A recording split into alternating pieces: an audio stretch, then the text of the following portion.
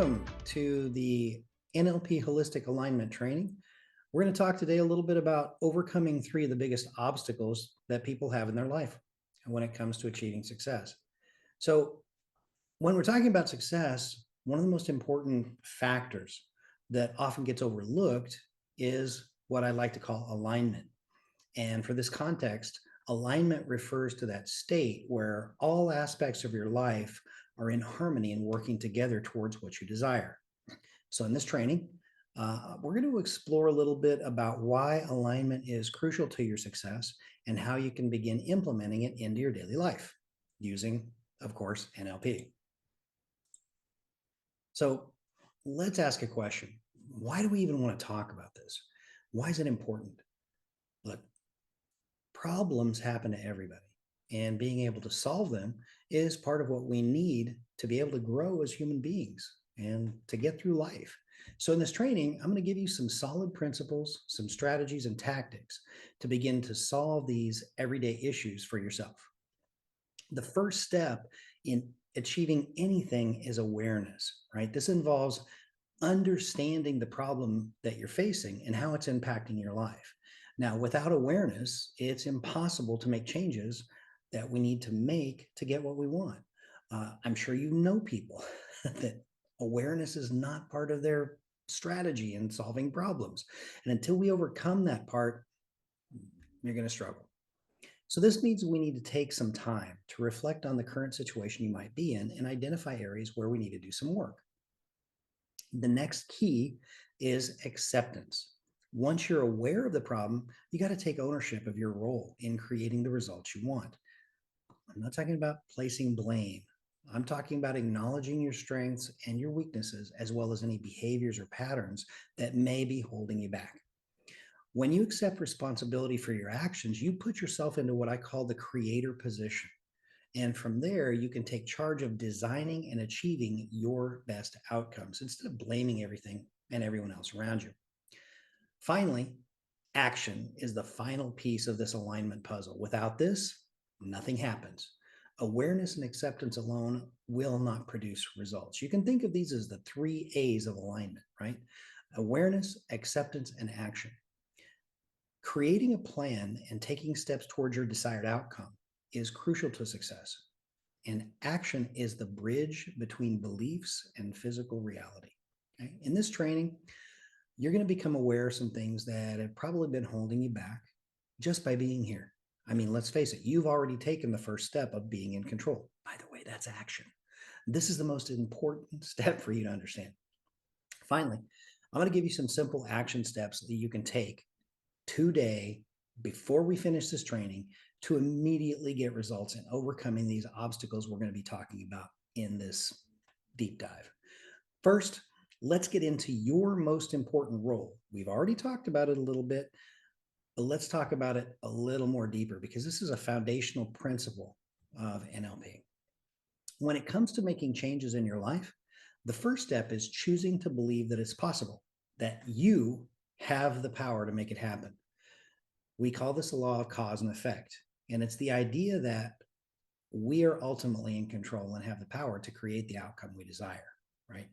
Point number 1, you are in control. I know sometimes it's easy to think, I'm not really in control. I'm not really causing all this stuff to happen.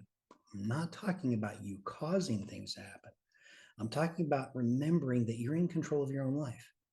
No matter what the circumstances may be surrounding you right now, you ultimately have the power to choose how you respond to them.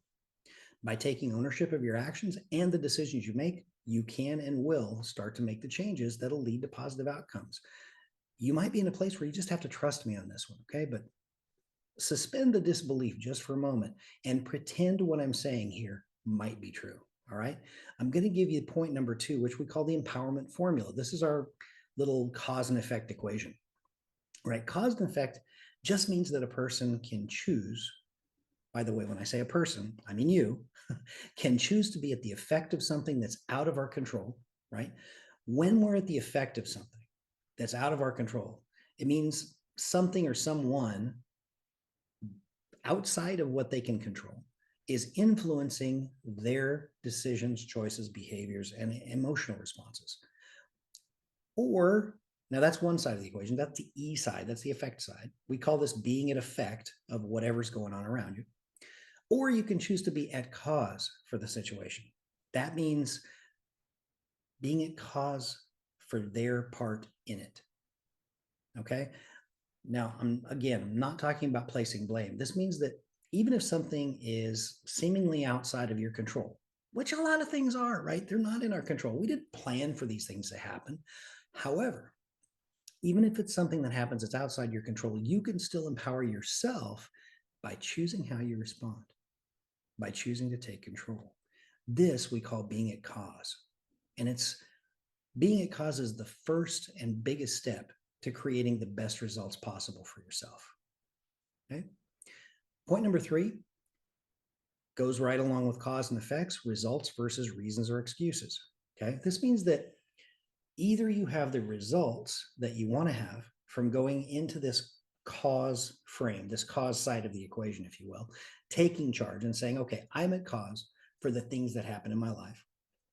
This gives you the results that you are in control of. Or you can continue to make excuses for not having what you want. Now, I know that sounds really harsh and it may offend someone. Okay, that's fine. Stop watching if you want. But if you want to continue and see just what I'm on about, I've got more.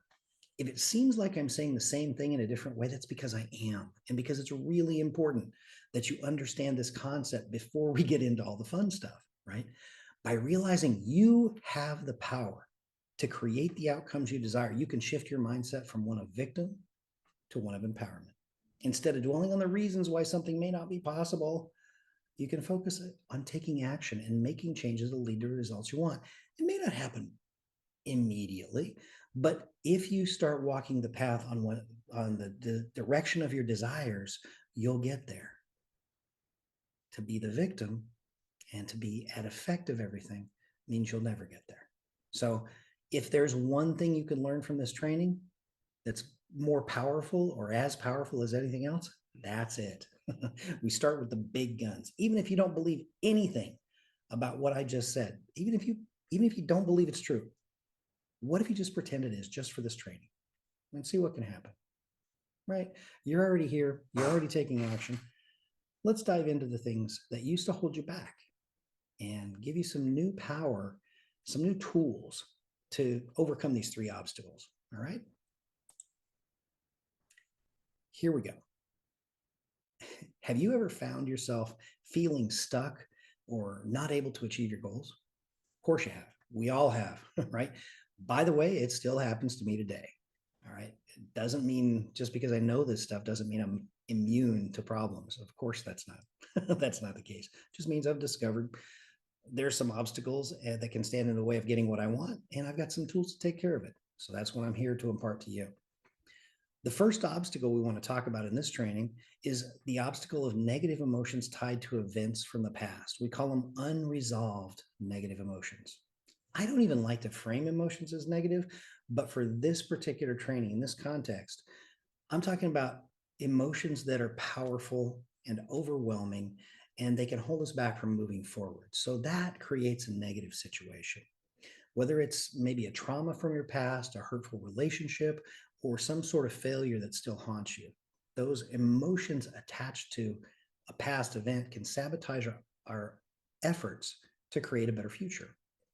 And something that often marks these obstacles, this obstacle of negative emotion, is the intensity of how strong this emotion is, or the fact that it's not relative or maybe it's inappropriate for the situation that we're currently in. Okay, I'll give you a prime example, something that you see quite often, especially in America: road rage. Right? Even the name implies a response that is out of control of the situation. It's not at the same level of the situation. Right? Road rage. That's kind of crazy, right? I mean, if somebody accidentally cut you off while you're driving, maybe they were distracted. Maybe they didn't see you. Maybe they're having a rough day. Maybe they misjudged. We've all done these things. But in order for someone to have a rage reaction, it means the anger is out of proportion. It's a disproportionate response to the situation, right? And in order to have appropriate emotional intelligence, emotional responses, we've got to restore the balance by resolving these old destructive patterns, right? Here's the thing: rage like that, that's out of proportion, comes from a buildup of this negative emotion in past events. So, in order to bring the appropriate level of emotional intelligence, we got to restore the balances. That means we've got to resolve these old destructive patterns. Since they're from the past, this emotion doesn't belong in now, right? Now doesn't need emotions from the past in order to be a good now. Let me say that again. The moment of now does not need your baggage from the past. It doesn't need those old emotions, right? That event already happened. If you're still feeling emotions from it, that's part of the source of this problem, this obstacle. Okay. The second obstacle we're going to talk about is limiting beliefs that don't support your goals. Okay.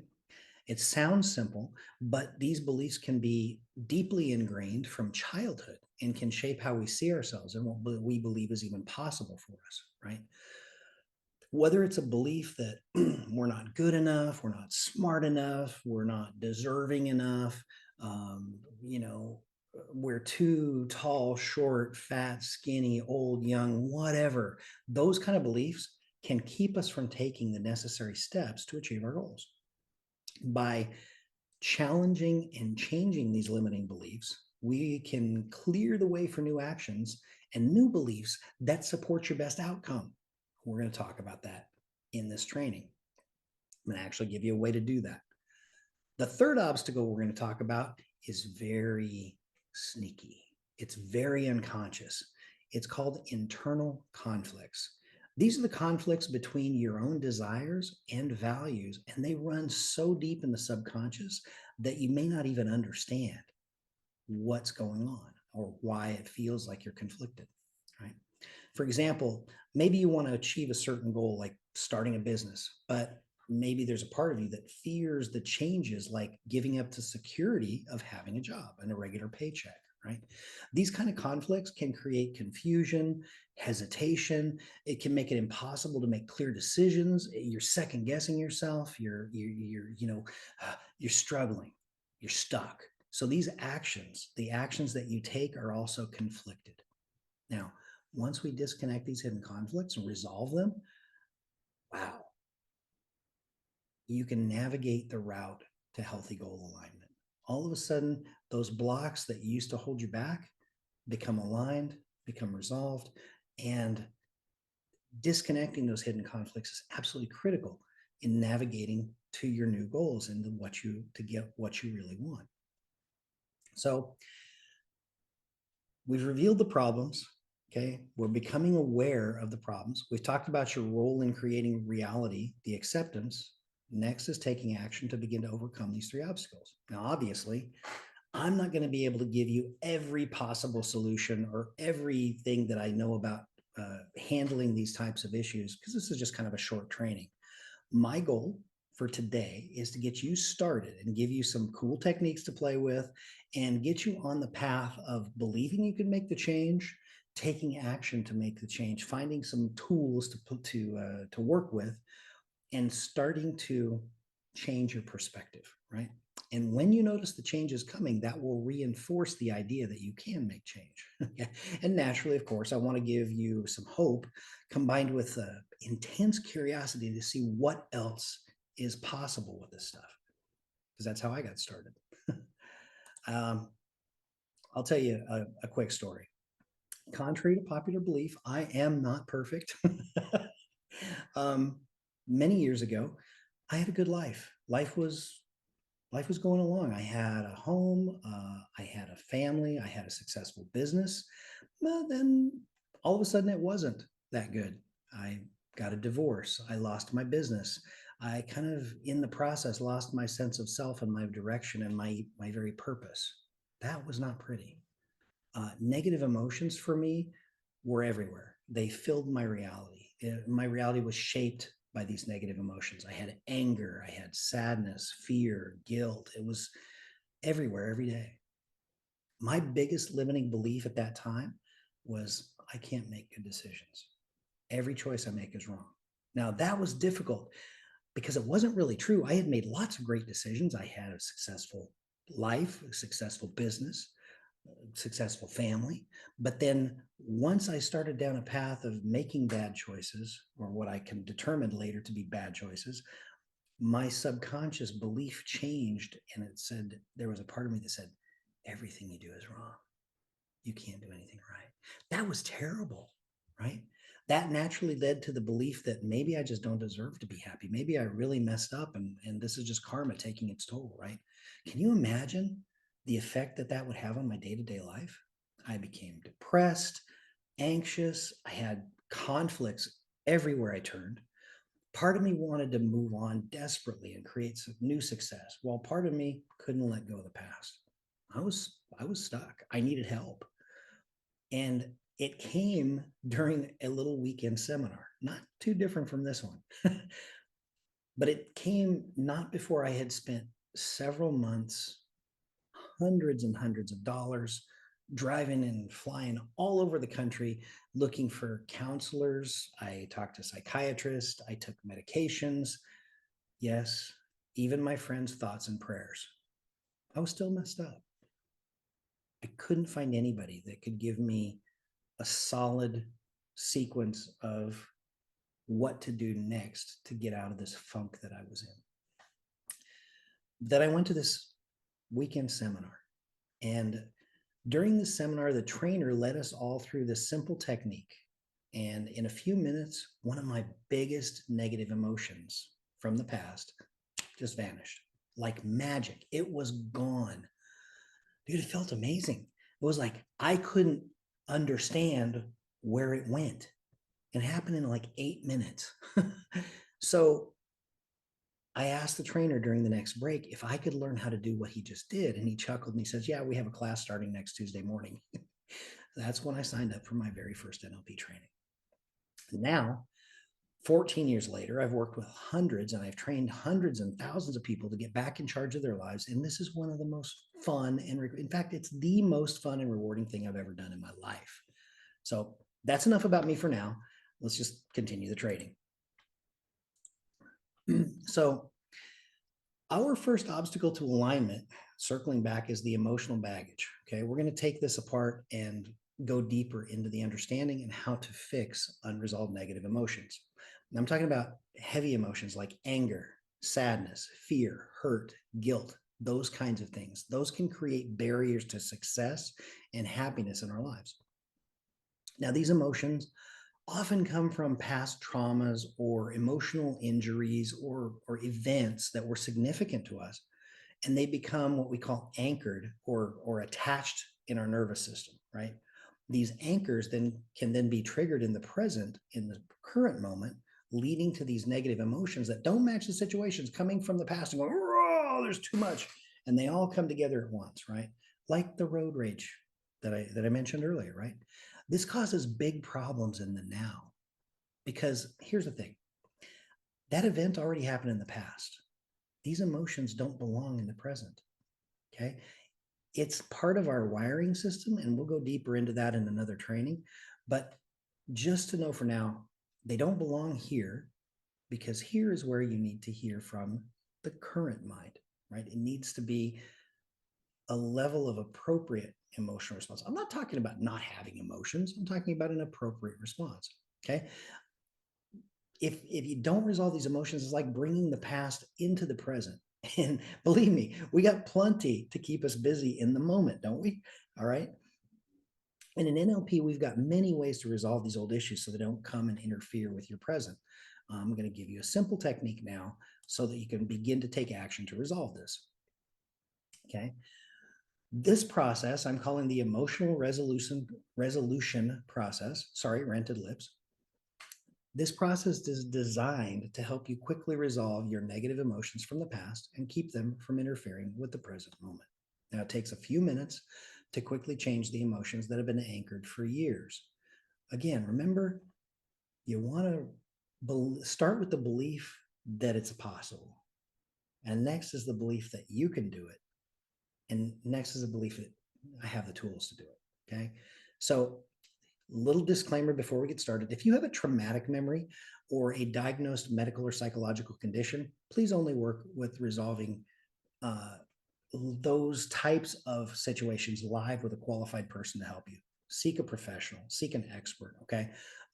That's not the frame of this process in this context, right? If you've got something super serious, something that you've been diagnosed for, talk to a professional. Okay. Skip this part, come back to it later.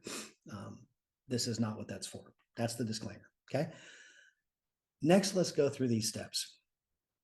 So it's best for this first run through to pick a memory that's kind of medium to low intensity for the first time you do this, like say a 5 on the Richter scale of negative emotions, right? In other words, start slow, go through the process, get the hang of it before you attempt to resolve stronger emotions, right? So in preparation for this, I'm just going to ask you to find a quiet place and get comfortable. Find a place where you can focus for the next few minutes. Begin by taking a few deep breaths to start to relax and center yourself. I find that it helps to focus on the breath. You can close your eyes if you like so that you can focus all your attention on breathing, all your attention on those breaths. And I want you to identify a target in memory. Think of a specific memory where a significant negative emotion is attached. Again, something medium, something annoying, something irritating, not something major, just something, yeah, I would like to feel differently about this. Think of that specific memory where a significant negative emotion is attached and visualize yourself floating above your timeline, the timeline that represents your life, and floating back into the past above that timeline. Mentally just kind of position yourself above the event on the timeline, looking down from your own eyes, seeing there's distance and seeing yourself down in the timeline below you. Very good. I want you to, from that position, holding above the timeline, looking down on the event, I want you to accurately name the emotion that you're feeling or that that event caused. You may not be feeling it now, of course, because you're detached from it. But observe the memory and say, this emotion seems like anger, sadness, fear, whatever. Label the emotion you feel. Now, it's important to be open to the possibility that the emotion may differ from your initial expectation. That's normal. In fact, often when we begin to accurately put a label on the emotion, the intensity automatically decreases and it begins to change. Next, what I want you to do while remaining above that event, imagining yourself as the observer of your past self. Explore the hidden learning. Reflect on what you may have learned from that event if you had the resources then and the understanding at that time. Now, of course, from the future you has the resources that this event created, even if they were unconscious or hidden until now.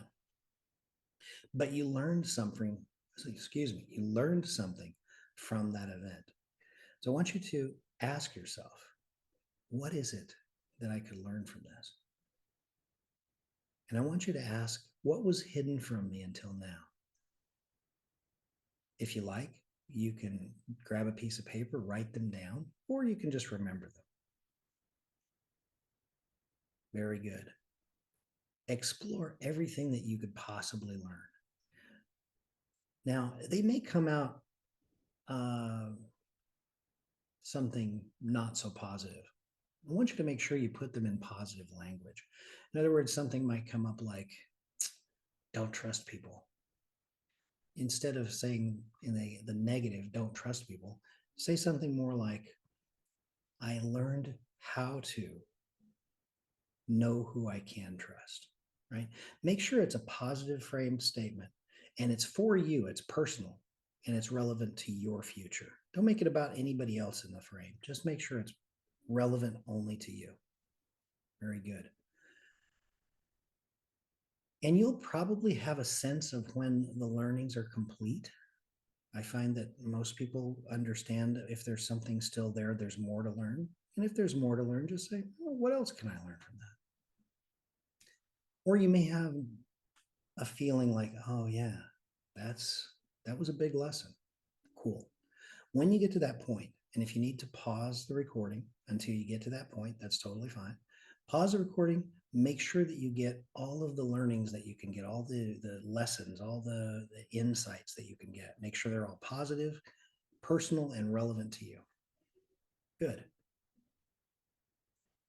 When you're ready, staying there above the event, integrate that new learning. Thank your past self for helping in the process. Staying above the timeline, looking down at the past self, I want you to float a little further back till before the event happened. But taking with you what you learned from it.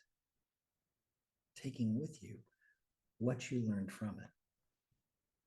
Good. Now turn around and start to float back to the present, all the way back to the present, and bringing with you these understandings, these learnings. Notice how the emotion attached to that memory has transformed or shifted on all the events back to now. So you may have had that emotion many, many times between the time the event happened and between the time you've experienced the now. Notice how the emotion has changed. Notice how it's shifted. Maybe it's a different name. Okay, good.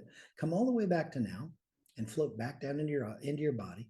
Open your eyes and feel like you brought this new revelation, this new insight with you. Very good. Now, check on the intensity of the emotion and see if the name you initially assigned to it's still the same. It might have changed.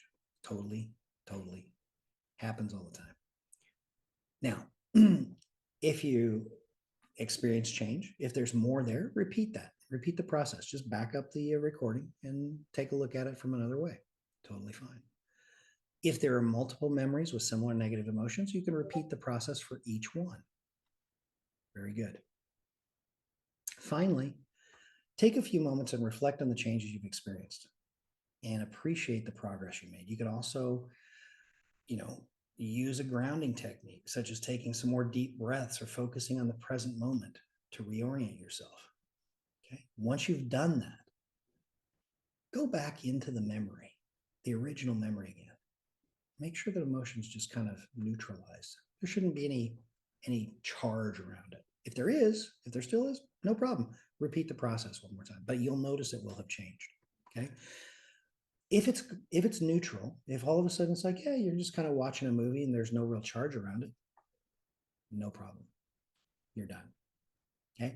Now I want you to imagine another time in the future that, say something like that happened again, some future day. Notice what's changed. How do you deal with it differently? Doesn't feel the same, doesn't it? Very good. When you're ready, come on back to now.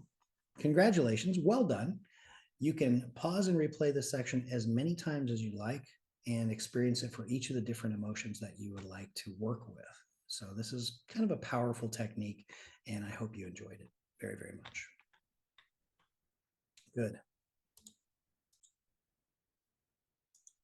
All right, moving along.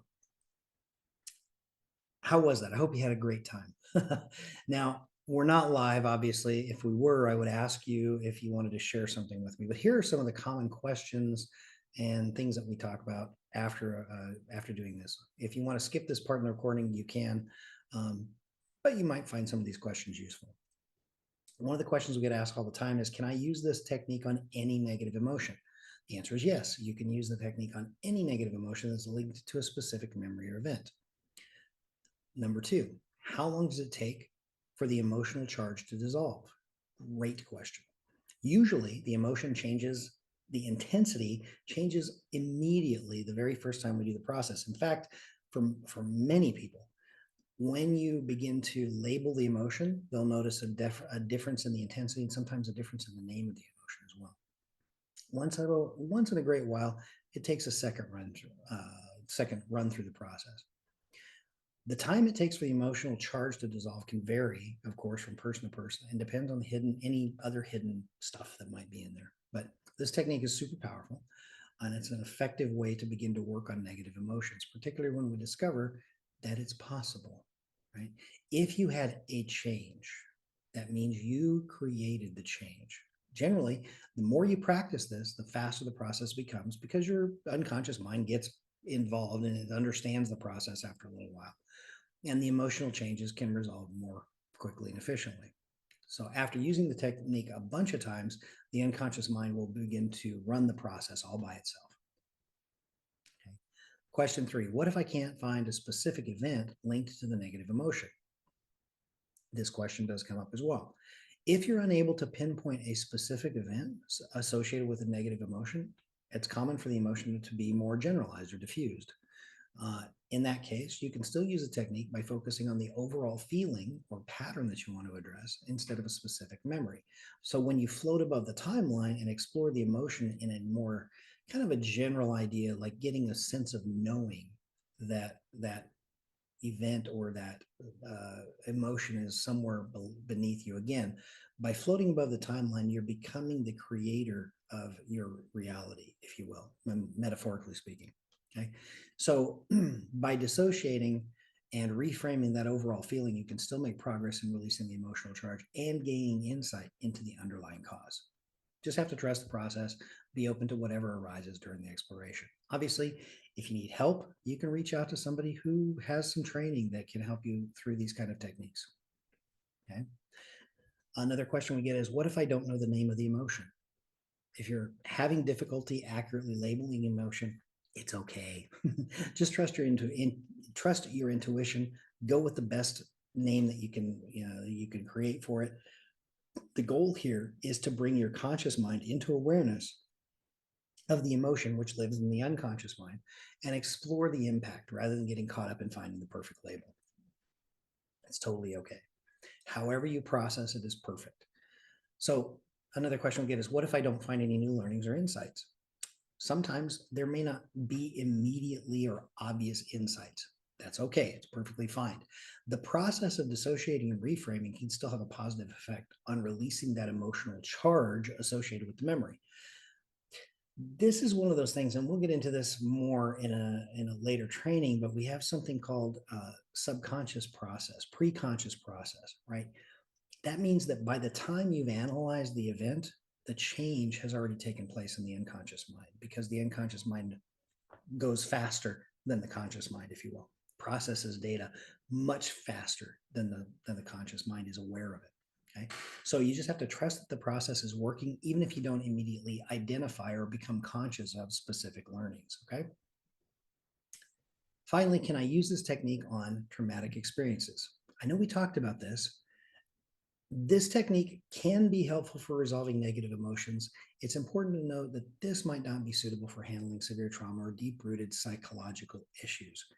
In the cases of a significant trauma, it's advisable to seek professional assistance from a qualified therapist or counselor who specializes in trauma therapy. So if you have more questions than this, something I didn't answer for you, by all means, reach out. I'll give you the email address. At the end of the training. All right. Moving right along, let's rock right into obstacle number 2, which is beliefs that do not support who you are now, or I would call them limiting or toxic beliefs. Okay. Human behavior is completely driven by the things we determine as important in the moment and what we believe about it. What we believe deeply is what we know, right? What we believe is the truth. Think of a belief in this context as something you know to be true so deeply that you would fight over it. You would argue about it. Of course, it's the truth. Everyone knows this is the truth. That's what I'm talking about. Not just, oh, I believe XYZ, right? It's not about a belief that you think you know, or just because you say it that you believe it.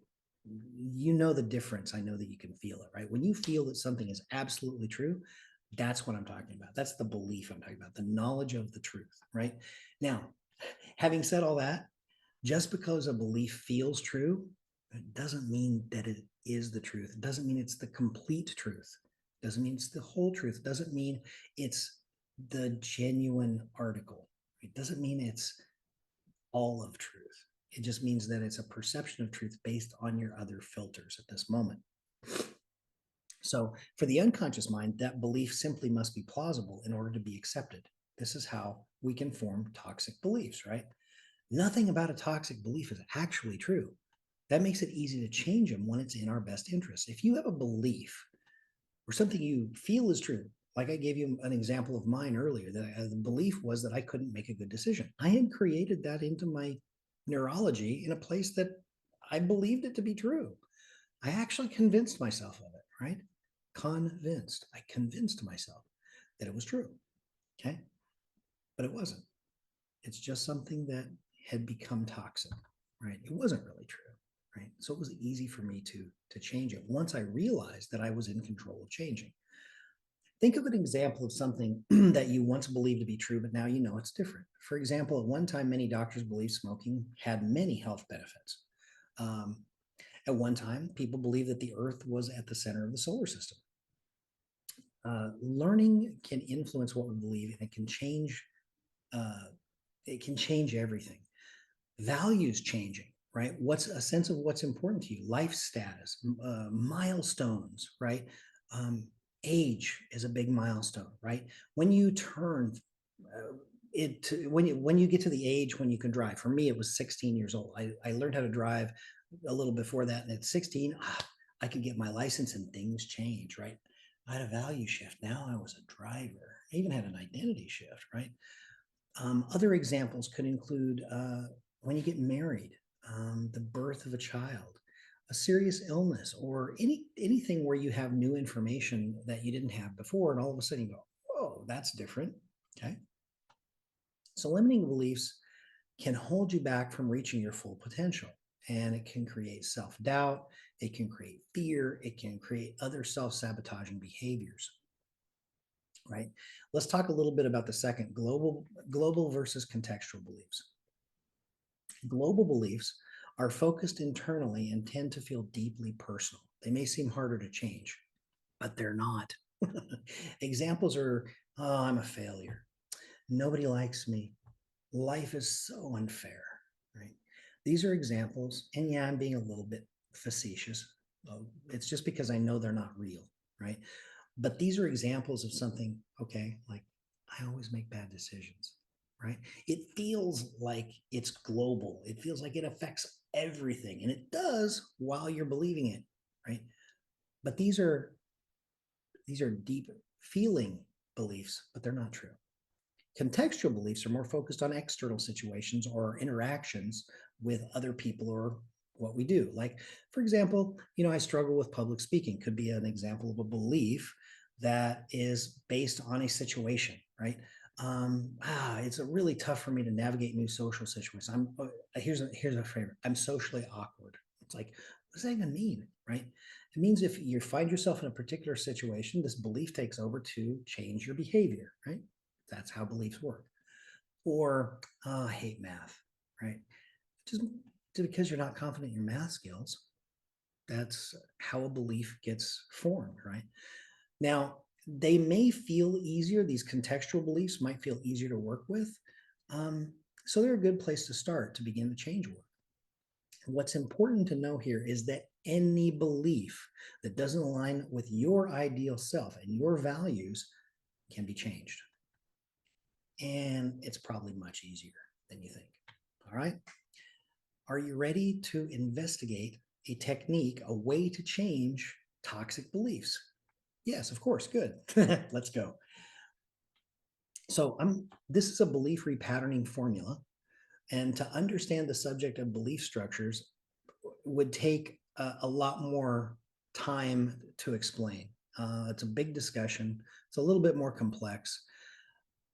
it's beyond the scope of what I want to teach you here. We'll dive into that in other courses and in our group events. So, if you want to know more, reach out to us. Of course, we can get you more training on this. But for now, I just want to keep it basic. Hello. There we go.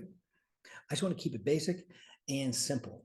And the biggest belief is assume that you can change what you believe about something. And it's pretty easy to do. Beliefs really aren't as solid as we think they are. Okay.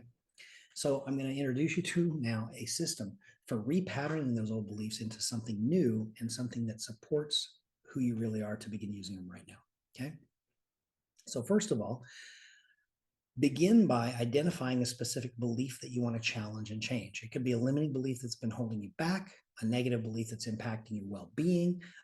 It could be one of the examples I gave earlier. I'm not worthy. I don't deserve stuff. I'm too this, too that, too tall, fat, short, anything, young, old. It can be any belief that feels like it's true that you would like to challenge and see if it is really true, right?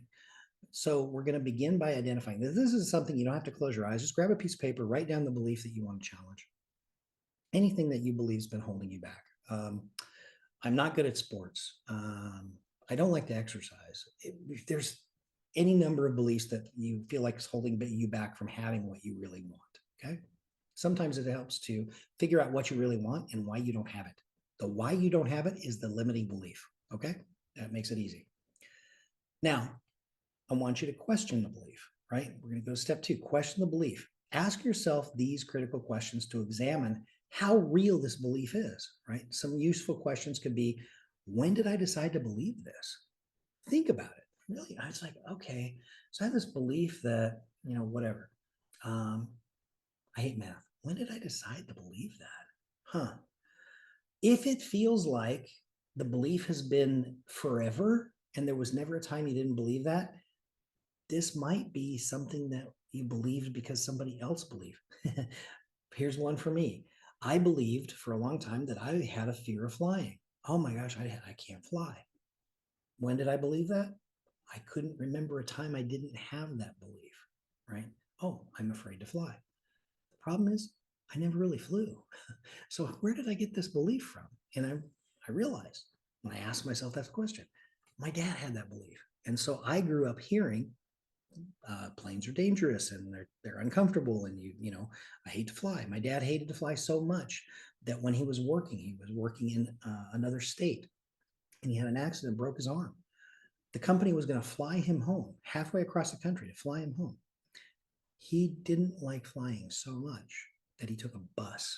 He had the company buy him a bus ticket. Spent 3 days on a bus with his arm stuck up in the air in a cast, rather than just taking a flight and being home in a few hours.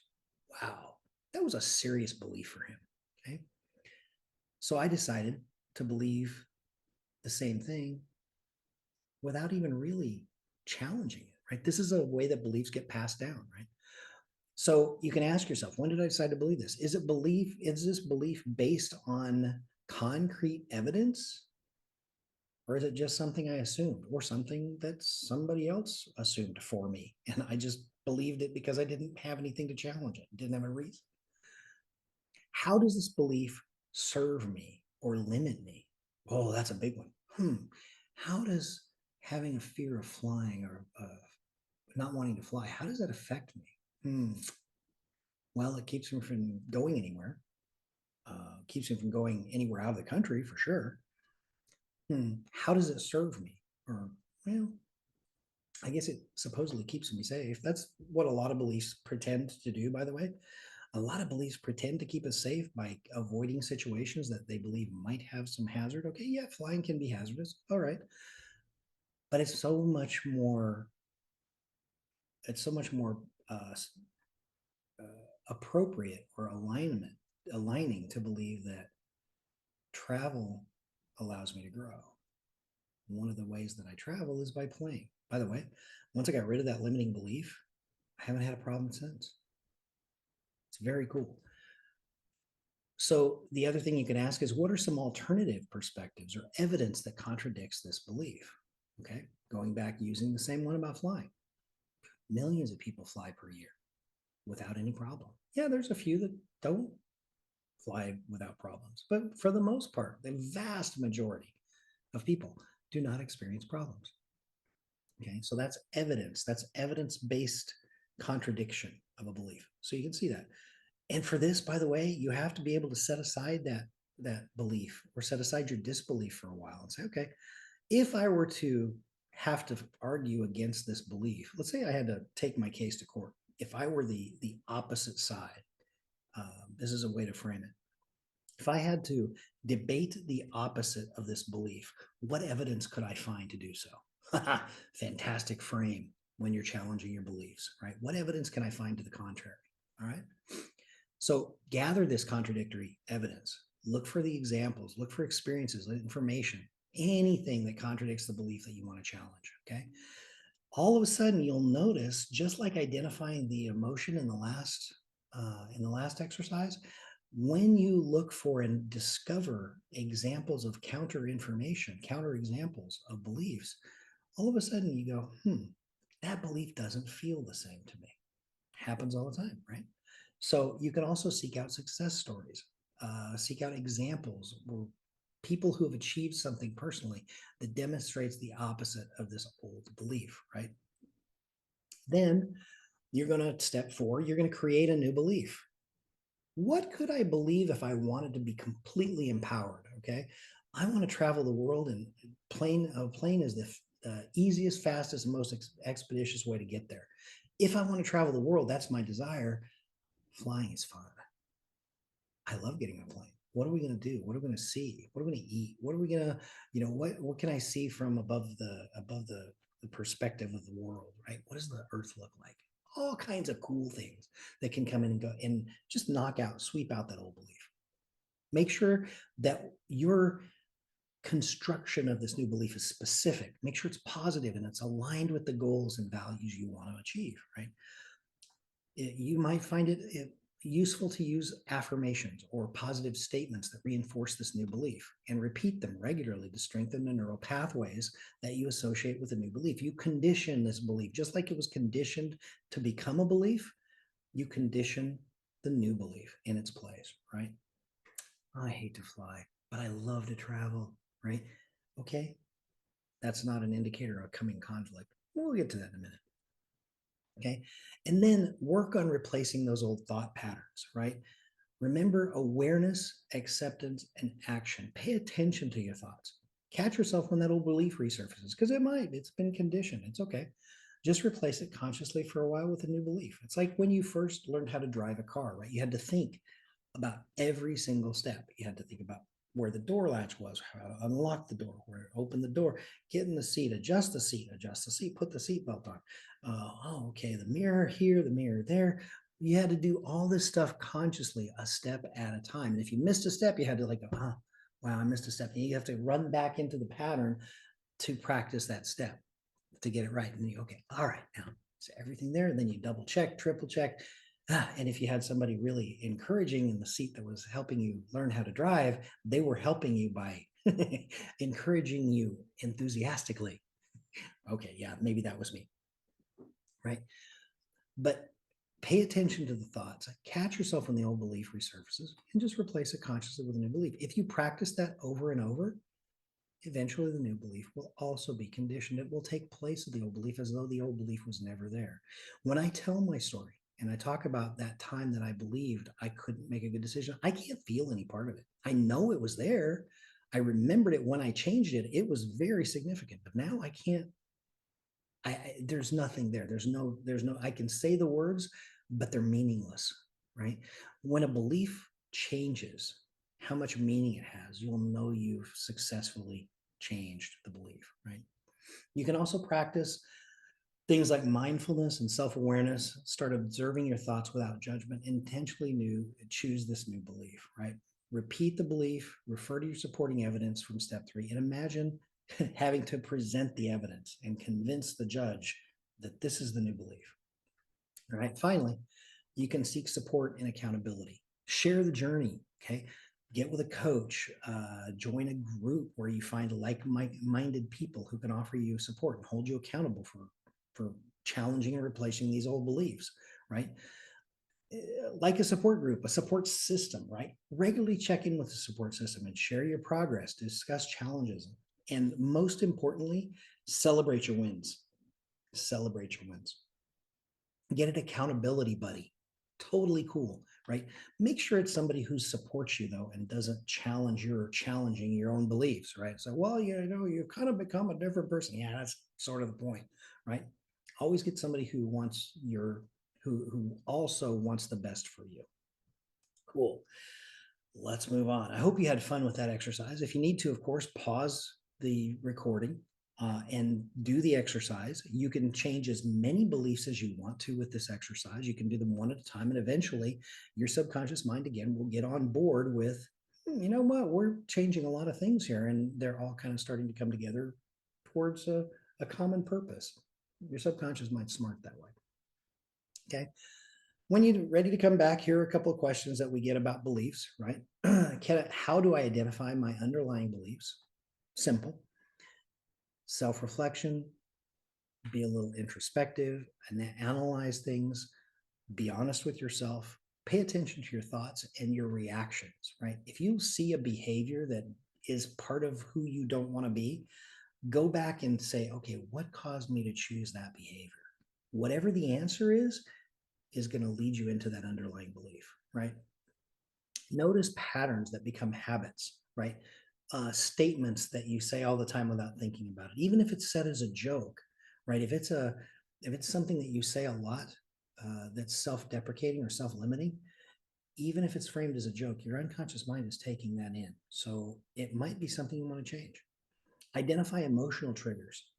If you react to something emotionally, pause for a second, say, what caused me to choose that?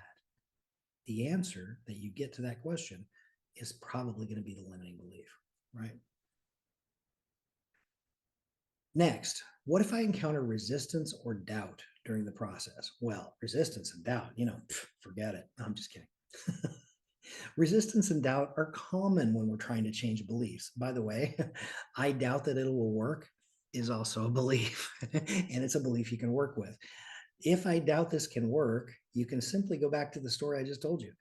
I've changed my beliefs. You've changed your beliefs over time, by the way. Getting new information, conditioning a new belief happens to everybody. In this process, it's just a way to do it purposefully and with an end in mind and do it quickly. So we're condensing the process that occurs naturally down into just a few minutes with a few effective steps. So it feels a little bit unusual, but that doesn't mean it's not effective. It's very effective. It's also important to acknowledge the feelings and remind yourself of the reasons why you want to change the belief, right? Go back to your support group, find people that support you and practice self-care, self-compassion. Focus on the changes you're making, right? Yes, you're going to experience doubt. Totally cool. Give yourself a break. It's okay. Now, question 3, can changing one belief affect other areas of my life? Yeah, that's really cool. Changing a belief can have a ripple effect in different areas of your life, right? If a belief is part of a core or part of an interconnection of other beliefs, you take that one belief out. You can imagine how my life changed when my core belief of I can't make good decisions changed. All of a sudden, oh yeah, I've made lots of good decisions in my life. Yeah, I'm a good decision maker. I'm having a dry spell, but I'm a great decision maker. Wow. In fact, the more decisions I make, the more opportunities I have to make good ones. Imagine that. Shifting that one belief then became connected to all kinds of other areas in life and positively influenced all the areas that related to it. Which, by the way, if you get a hold of a core belief like that, it's only everywhere that it affects, right? These kinds of transformations happen suddenly, right? You change a core belief like that, and all of a sudden, it's like you change a belief that I'm not worthy or I'm not good enough into, yeah, I'm enough in and of myself, and I am worthy. In fact, I'm so worthy that I was placed here and I beat out 400 million other swimmers to get the gig. How cool is that? All right. Thanks to my buddy Glenn Morshower for that analogy. All right, number 4. Can external influences impact beliefs, and how can I handle that? Answer is external influences like social norms, influential individuals. Of course, all of that can shape our beliefs. When you're little, things that your parents, grandparents, or family says. As you grow, things that your teachers say, uh, things that you see them do. All of those external influences can have a powerful effect in shaping our beliefs. But if you recognize the impact of external factors and critically evaluate their alignment with your values, right? You've got to get in touch with who you are, who you're becoming, and what your focus is. Here's a place where you may have to stand up to the crowd and go, no, no, that belief doesn't fit for me. Thank you very much. That's your belief, not mine. Right? You got to set your boundaries, and you got to reinforce your boundaries and hold others accountable to respecting them. But you must respect your own first. Surround yourself with supported, like-minded people who encourage your growth and will help you reinforce your new beliefs. That's very important too. Finally, can I change beliefs on my own, or do I need professional help? Well, I just taught you how you can change your beliefs on your own. So, duh, of course you can, especially when they relate to your personal growth or mindset shifts. If you're diligent, you follow these instructions. I just gave you a technique to use. Are there others? SCADs, countless techniques that you can use to help change your belief. It's not just this one. Sometimes we have stubborn beliefs, or they're really deeply ingrained, or they're connected to other issues that make them a little bit more difficult, or they feel more difficult to change. Maybe they feel like, if I change this belief, I'm going to lose my sense of self. If you've got something like that, it's totally cool to seek a professional to help you get through that situation, right? They can provide valuable support and guidance. Is it absolutely necessary to change a belief? Use it, do you have to have somebody else? No. Can you use someone else? Can you hire someone else to help you? Yes, of course. Ultimately, it depends on the complexity and the impact of the belief, as well as your personal comfort and available resources. The number one thing is, you must believe you can change this, and the belief can be changed. That's number one, regardless of whether you hire a professional, by the way. If you hire a professional, but deep inside, you feel like that you can't change that belief, the professional is not going to be able to help you either. Because you may feel like it's changed, but then it'll go back, right? You got to change yourself first, right?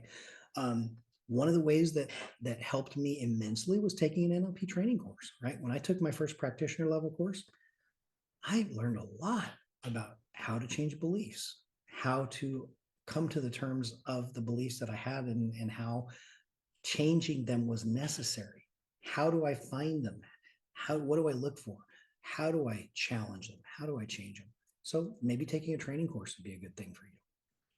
But there are lots of ways to get over these limiting beliefs. Okay. Cruising on into uh,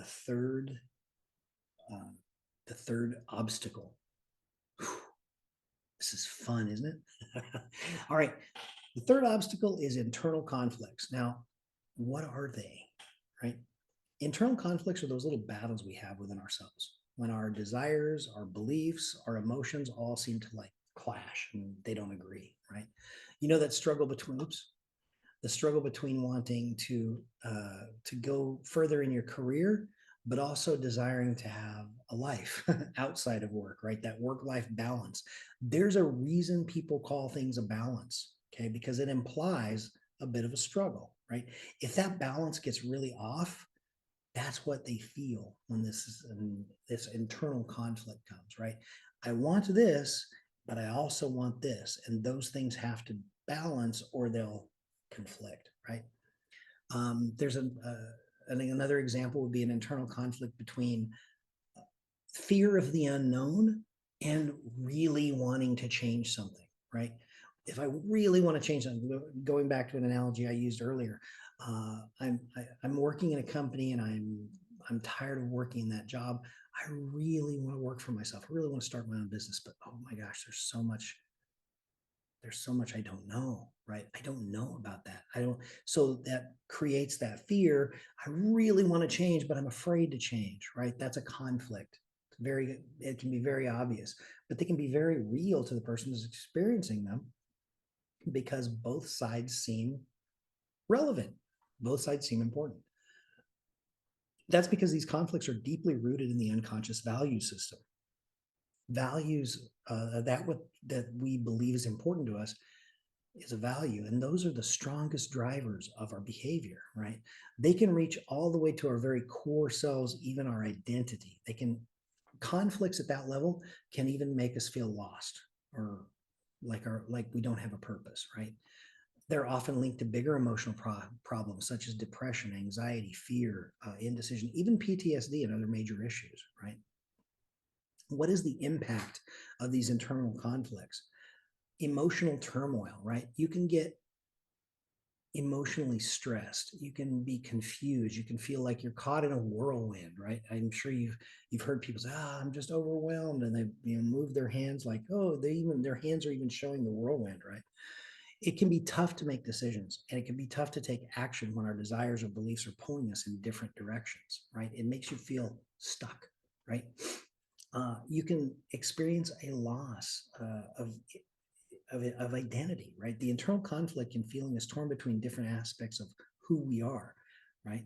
Even like having multiple versions of ourselves, right? It can be dissociated. We can have different us, a different self in different contexts, and sometimes those selves can't connect, right? Can feel very uncomfortable, like there's more than one of us on board, not in a good way. Okay. An example, desiring career advancement and fighting for work-life balance, going back to that, right? That inner struggle between the fear of something new, starting the business, and desire for change, freedom, right? We want freedom, but we're afraid of starting a business, right? It's the same thing. In order for there to be real alignment, we got to resolve these problems. This isn't something that we can negotiate, right? This has to be done. Deep conflicts will always cause a conflict that will derail us from getting what we want, right? Conflicts like this can reach to the very center of who we believe we are. So they're always going to create deep problems. So that makes them sound really serious, right? But we got to resolve them. We can, right? We talked about the 3 A's when we first started, right? Acknowledge and accept. We can start by acknowledging and accepting that these conflicts exist within everyone, okay? Yes, I have these internal conflicts. I just have tools to deal with them, right? Taking action, uncovering these underlying needs and conflicts, and figuring out how to dig deeper and understand the underlying needs or values that are driving each side of the conflict. Once we get into that, we start analyzing it, all of a sudden we have that sense of empowerment. Finally, integrating new resources. We can work towards finding a way to integrate and synthesize different aspects, different parts, if you will, seeking common ground or creating new perspective that honors our needs and our values and realizes that all these conflicts come from within us, right? The important thing is to take the necessary action to align the whole person. That's the point of holistic alignment.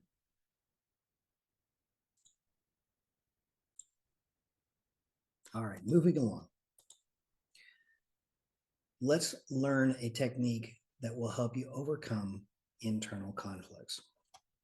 This is a bit more of an involved technique, so you might find it helpful to work with a partner to help guide you through some of the steps, although I've designed it as a self-paced exercise that you can explore this for the very first time and still have success, okay? Start by finding a place you can work without being disturbed, okay?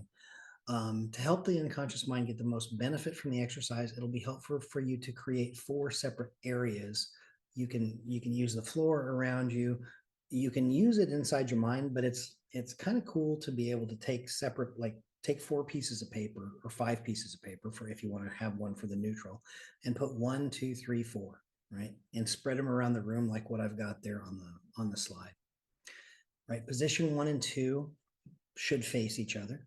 And 3 is off to one side, kind of in the middle of 1 or 2, and 4 is above and away from the other group, kind of looking down, right?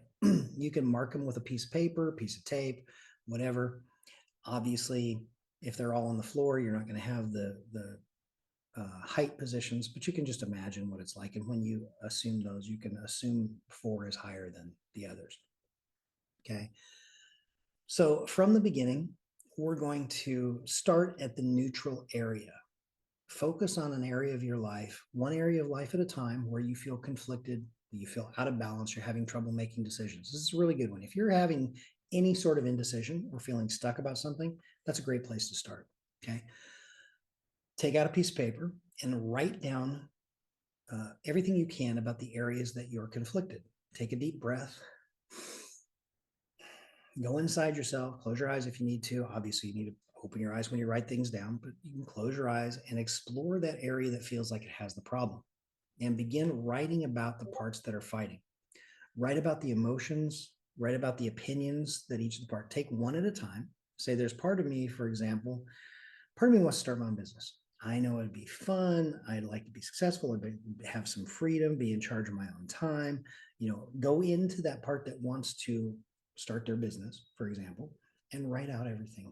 Write out the positive things that are associated with it. Oh, this is cool. Yeah, I'd be really excited. I can see myself, in 5 years, creating this big business and having a lot of money and freedom, being able to do what I want. Wow, that would be so fun. Maybe retire early. There's all these powerful things, right? That's cool. Then take a break, pull back a little bit and go into the other side. Say, okay, the part that doesn't, that's preventing you, let's say. Write out all the things. Oh man, but security is important. And if you leave your job, what if, what happens if you fail? Oh my gosh, you might have to go back. You might have to go crawling back to your boss and think, oh man, I'm sorry. Can I get my job back? Okay. These are the other side of the coin, right? Find the part that's in conflict and write down its feelings, write down what it says to you, right?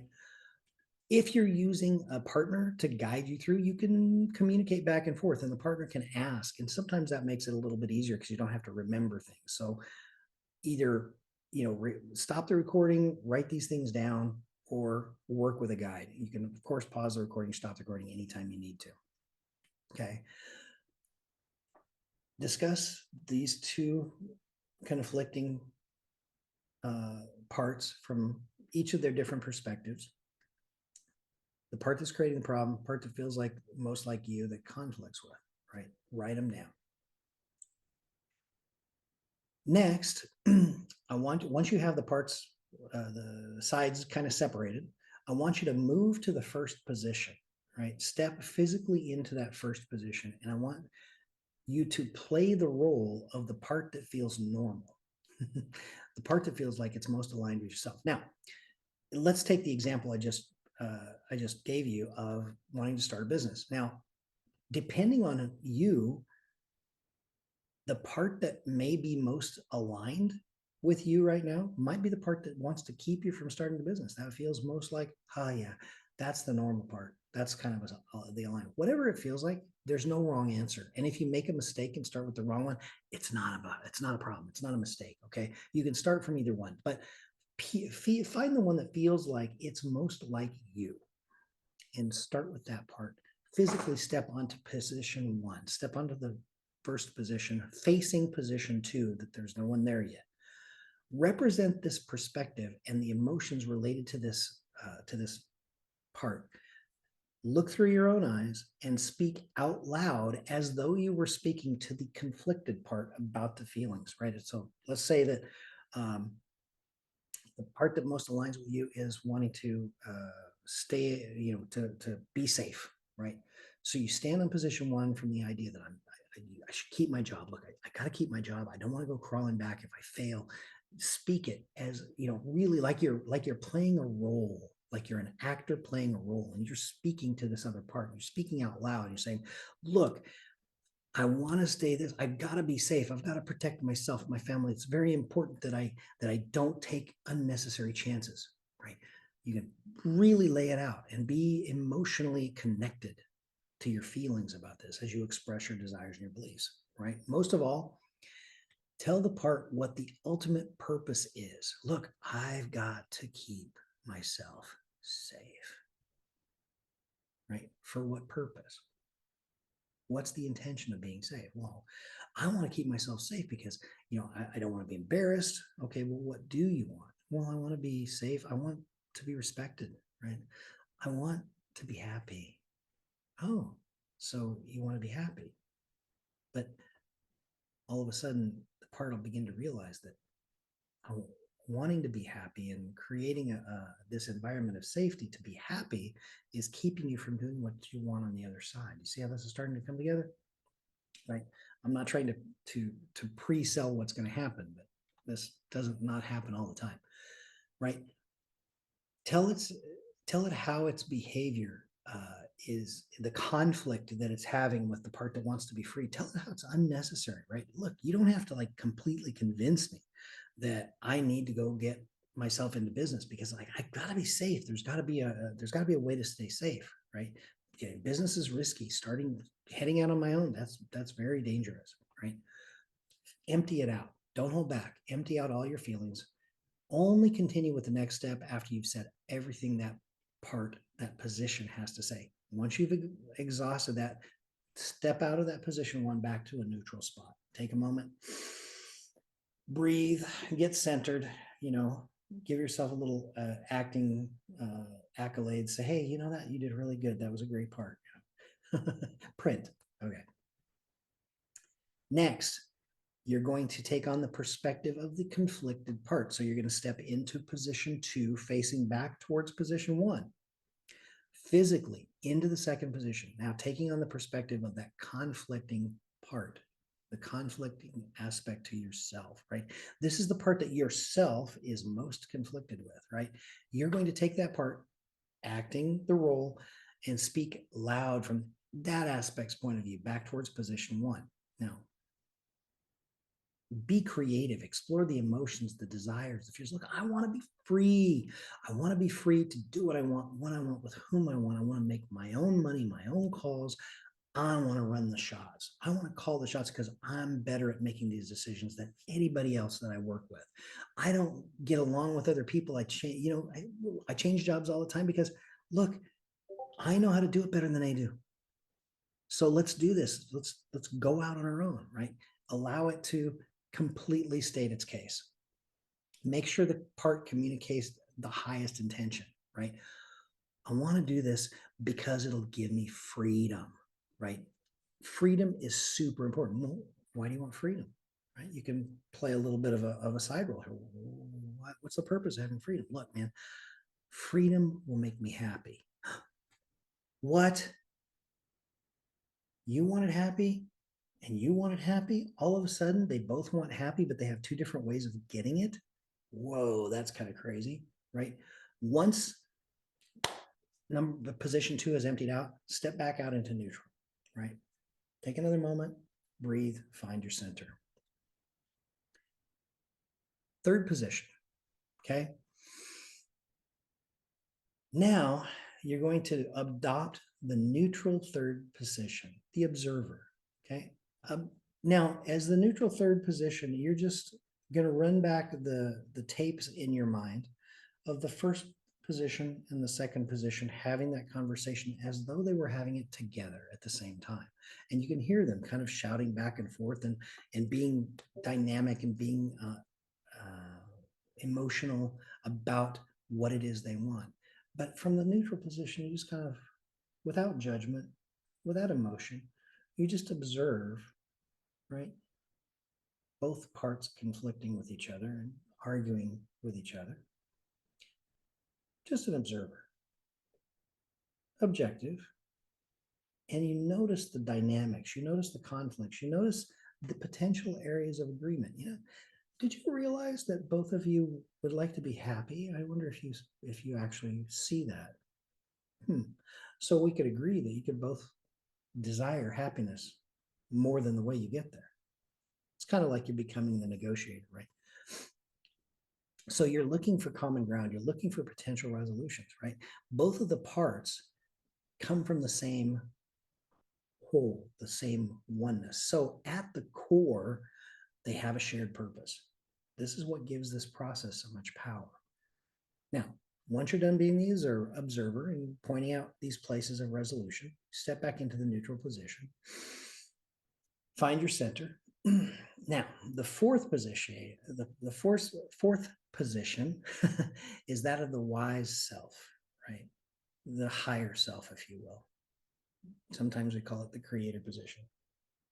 So step into the fourth position and imagine you were towering above the whole situation, becoming more of a mediator, a wise higher self that can see from that perspective the future, can see the past, can see all the possible avenues of the way this resolves. I can see the avenue of part number one getting its way, see the avenue of part number two getting its way, can also see where the observer might have overlooked something or missed something. And from that place, this fourth part gives guidance and wisdom and ultimately creative solutions to show these conflicted parts that they share much more than they have in different. They share more in common than they have that is different. Okay, this higher self knows the shared purpose or intention and can easily guide the participants. And once it's completed, right, you say what you have to say, come back out into the neutral area and gather yourself. Now it's time to just reflect, right? And by the way, you can repeat this for as many parts as there are. If there are more than 2 parts, no problem. Repeat for all parts. Once it's completed, step back into the neutral area and just reflect. What insights were you able to gain? Write it down, journal this. What insights were you able to gain? Where could you find common ground for these parts? Where could they share values? Where could they make compromises? What attributes of each part could the other find beneficial if they were to adopt those attitudes, right? For example, wow, that part that really wants to start their own business, and I really love the fire that they have and the enthusiasm, right? The part that's been working the same dead end job for 10 years, man, I'd love to have that kind of enthusiasm. Oh, I wonder how enthusiasm would affect the job until you made a change. Very interesting. So they can adopt each other's, right? The business part may go, man, I really respect the stability that part has. It's like it's so I really just want to like burn all the bridges and run out and start a business. This cat's got some stability, and I admire that stability, right? So there are ways that you can say, okay, this is where we can find alignment, right? Finally, you can evaluate it either just from inside, or you can step back into the first position and see what's changed. See how that position now feels differently. Okay. Go into the second position. See how that position feels differently. Right. And you can repeat the process as often as necessary. You will find when you're finished with this process that something has changed. You can't go through this process and not have a shift in some way, right? A deeper understanding, or more wisdom, some kind of an insight. It happens only always. Right? Very good. Let's go through some potential questions. These are some questions that come up after doing this kind of work. If you have other questions, of course, reach out to us. One question is, how can I sustain this integration that this technique causes? Great question. Because NLP works with the conscious mind, but on the unconscious level, you'll find that when you integrate things like this, they're often permanent. In addition, because of this work, you'll probably be more aware when you're having a conflict much earlier in the future, right? You'll be able to make the adjustments a lot sooner. They'll be quick, and you'll remember how to do it. Your unconscious mind will remember the process. And you don't always have to use the pieces of paper. I like to start that way because it's a way of creating an association inside the neurology to physically doing the process. Right. Next question is, what if I encounter new conflicts or old conflicts resurface? No problem. That's a natural part of personal growth, right? We don't call it personal stagnation. Realizing that, different conflicts are going to arise. That's okay. You're going to make a decision that isn't going to work out and it's going to lead to conflict. That's okay. Make another decision, right? Use the techniques that we learned to revisit and explore these new conflicts.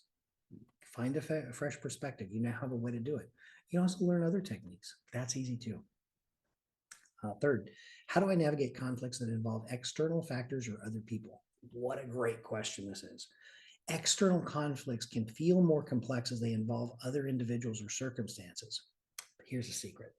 Even when you feel like the conflict is with other people, the feelings that you're feeling are inside of you. That means that you can use this technique on external conflicts as well, because you focus on the feelings that they're creating. And essentially, that external conflict is just a projection of something inside yourself anyway. That we'll get into it another situation, another training. How can I learn more about this stuff? Be sure to watch for more information from the Hellenic NLP Academy. I'm just kidding. We have the Global NLP Society Club that you can join, where you can get monthly workshops, ask questions, interact with the community. We also do a monthly mentoring slash mind session. So I'm running out of steam here. Mastermind mentoring session where you can ask questions, interact with people from all over the world, experts in NLP and other fields. Consider joining that group. Think about our professional path. The NLP professional path trainings through the Hellenic NLP Academy can give you a lot deeper insights into these concepts.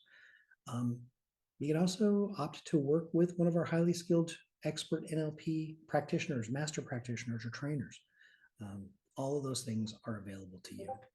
So now I'm going to say good job. Well done. You made it all the way through to the end. You're among the top 5% who actually complete things. Excellent. Hope you've enjoyed this training. Hope you've learned some new things. Making the decision that I made 14 years ago to take my first NLP practitioner training literally has proven to be one of the best decisions in my life. And the journey has been and continues to be simply amazing. So I encourage you to continue to learn more, discover more, continue to overcome your own obstacles. And if you're really brave, I encourage you to help other people do the same, because we need a lot more helpers. Thanks for enjoying this time with me today. I look forward to meeting you sometime in the future. Please reach out if you have any questions. You can contact us at info@HellenicNLPacademy.com, or you can phone us on the number there on your screen. And I want to thank you again so much. Have an excellent day.